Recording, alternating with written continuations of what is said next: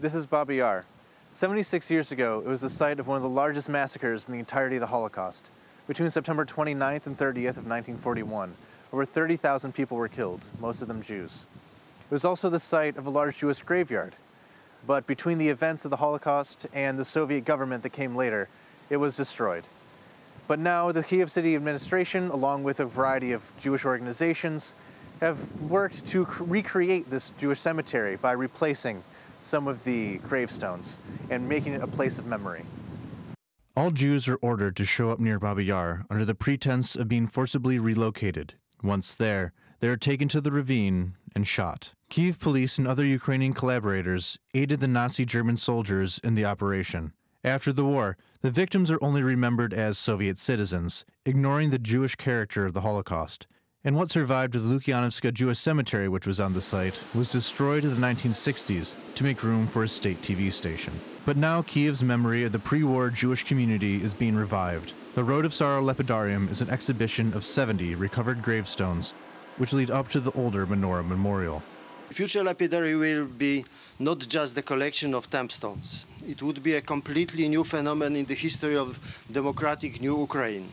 Here we seek to restore justice and commemorate the victims of totalitarian regimes. Now we are in the middle of this difficult road.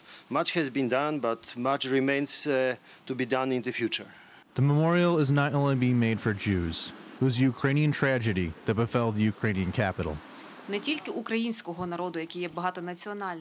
is a place of tragedy not only for the Ukrainian people, but also for other nations, including the Jewish community.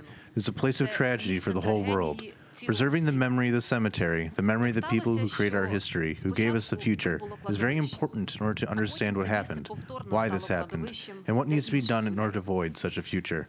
The rebuilding of Ukrainian identity, one that is not just for ethnic Ukrainians, but for Jews and other minorities, has accelerated since the Euromaidan revolution. It is in part a matter of survival against a common threat.